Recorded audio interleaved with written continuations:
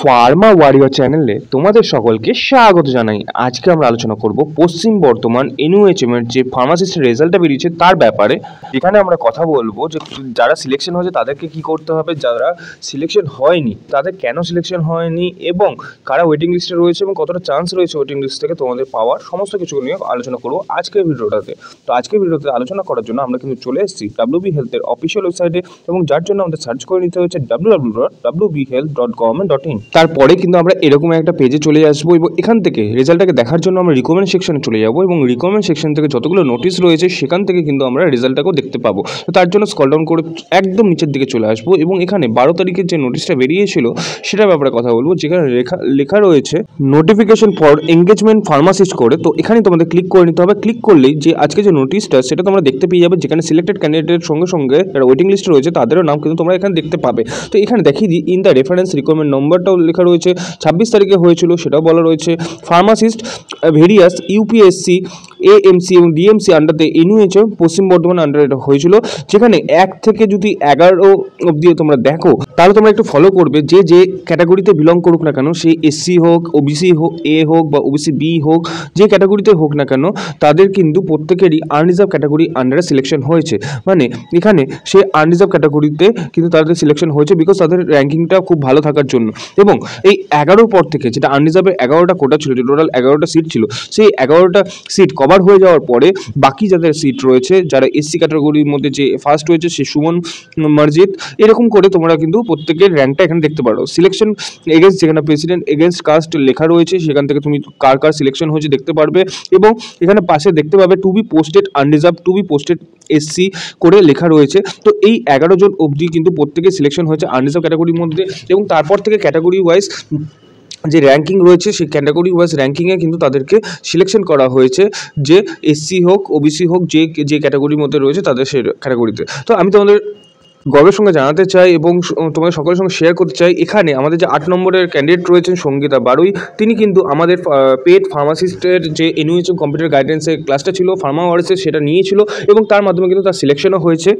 যারা তোমরা পুরনো রয়েছো, আমার চ্যানেলের সঙ্গে যুক্ত রয়েছো, যারা সাবস্ক্রাইব করে রেখেছো, তারা হয়তো জানবে যে এর আগেও অনেকেই আমাদের এই ফার্মা ওয়ার্সের যে এনইউএচএম কম্পিউটার গাইডেন্সের কোর্সটা আমরা দিয়ে থেকেছিলাম, এবং তার মাধ্যমে কিন্তু অনেকেরই সিলেকশন হয়েছিল। তো এরপরে আর কথা না বাড়িয়ে আমি চলে যাবো বাকি লিস্টের দিকে, যেখানে কিন্তু এসসি দেখতে পাচ্ছ কীভাবে এখানে সিলেকশন হয়েছে। এসসি এখানে সিলেকশন লিস্টে দেওয়া রয়েছে, ওবিসি বি এর 2, এসসি 4, এইভাবে কিন্তু প্রত্যেকের সিলেকশন লিস্টটা এখানে দেওয়া রয়েছে, এবং বাকিরা কিন্তু ওয়েটিং লিস্টে রাখা হয়েছে। তো এবার কতটা চান্স রয়েছে এখানে পাওয়ার, তো আমি তোমাদের বলে দিতে চাই যে এখানে টোটাল 22 জনের পোস্টের কিন্তু ভ্যাকেন্সি ছিল।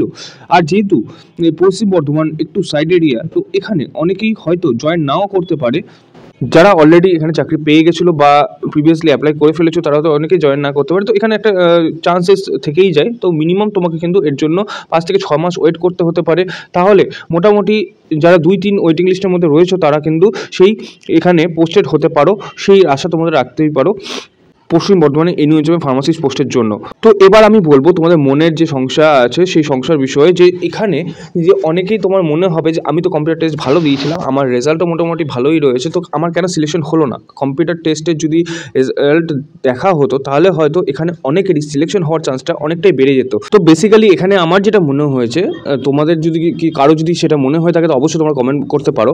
আমার যেখানে যেটা মনে হয়েছে, এখানে যে কম্পিউটার টেস্টে নেওয়া হয়েছে শুধুমাত্র এখানে সিলেকশন প্রসেসের জন্য নেওয়া হয়েছে, তোমরা কোয়ালিফাই করতে পেরেছো কিনা সেটা দেখা হয়েছে। বাকিটা কিন্তু এমফার্মের যে মার্কস রয়েছে, যার যেটা হায়েস্ট রয়েছে তারাই কিন্তু এখানে বেশিরভাগটাই সিলেকশন হয়েছে, যেটাতে আমরা দেখতে পেয়েছি।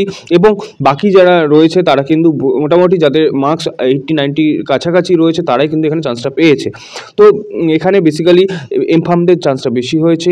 তারপরে বিফার্মে কিছু ক্যান্ডিডেট রয়েছে যারা মোটামুটি পোস্টের আন্ডার কাস্টের আন্ডারে সিলেকশন হয়েছে তাদের, এবং বাকিরা কিন্তু মোটামুটি যারা ডিফার্মে যারা 90-র উপরে মার্কস রয়েছে তারাই কিন্তু এখানে সিলেকশনটা পেয়েছে বলে আমি দেখেছি। এবং তোমাদের যদি কারো এরকম মনে হয়ে থাকে তোমরা কিন্তু অবশ্যই আমাকে জানাতে পারো কমেন্ট বক্সে, যেখানে আমার মনে হয়েছে যে কম্পিউটার টেস্টকে এরা প্রাধান্য দেয়নি সেরকমভাবে।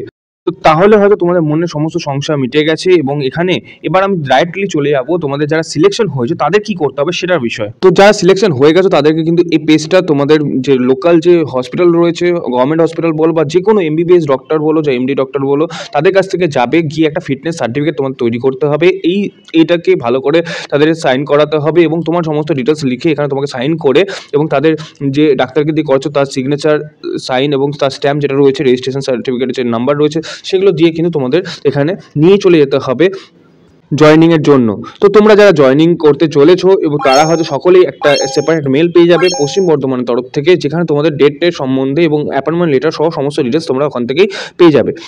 তো তোমরা হয়তো জানবে যে এখন বর্তমানে যে ডিএসএসবির এক্সাম এবং এসএসসি যে ফার্মাসিস্টের রিকমেন্ডগুলো বেরিয়েছে তাতে খুব ফার্মা এবং নন ফার্মা খুব ভাইটাল রোল প্লে করছে, এবং তাতে যদি খুব ভালোভাবে তুমি নিজের মার্কসটাকে ক্যারি করতে চাও এবং ভালোভাবে গাইডেন্স পেতে চাও, ভালো পারফরমেন্স করতে চাও, তাহলে অবশ্যই কিন্তু ফার্মাসির যে ডেলি সাকসেস ক্র্যাশ কোর্স অথবা এসএসসি মাস্টার ক্লাসগুলো যেগুলো চলছে সেগুলোর সঙ্গে জয়েন হতে পারো, যার ফিস অত্যন্ত কম রয়েছে এবং যেখানে তোমাকে এক্সপার্টাইজ ফ্যাকাল্টির মাধ্যমে সমস্ত কিছু করানো হবে, ডেলি বেসিসে ক্লাস হবে, তোমাদের ডেলি বেসিসে মক টেস্ট হবে, তার ফলে তোমাদের কিন্তু প্রিপারেশনটা হবে খুব সুন্দরভাবে, যার ফলে তুমি কিন্তু খুব ইজিলি এই এক্সামগুলোকে ক্র্যাক করতে পারবে। কারণ আমাদের এক্সাম ক্র্যাক করা মেন চাবিকাঠি হলো আমাদের প্রিপারেশনটা। তো আমাদের প্রিপারেশন যখনই জবরদস্ত হবে তখনই কিন্তু আমরা এই এক্সামগুলো খুব ইজিলি ক্র্যাক করে ফেলতে পারবো। আরও বিশদে জানার জন্য ভিডিও ডেসক্রিপশন বক্সে দেওয়া লিঙ্কে তুমি ক্লিক করে নিও এবং সেখান থেকে আমাদের গ্রুপে জয়েন করে সমস্ত কোশ্চেন তুমি জিজ্ঞাসা করতে পারো। আর এই নোটিফিকেশন ডিটেলসটা যদি ডাইরেক্টলি পেতে চাও তাহলে অবশ্যই আমাদের টেলিগ্রাম গ্রুপ অথবা হোয়াটসঅ্যাপ গ্রুপে জয়েন করে নিতে ভুলে যেও না। তাহলে আজকের মতো এখানে শেষ করছি, দেখা হচ্ছে আইটি নতুন ভিডিওতে, ততক্ষণ পর্যন্ত keep updates always all time with farmers.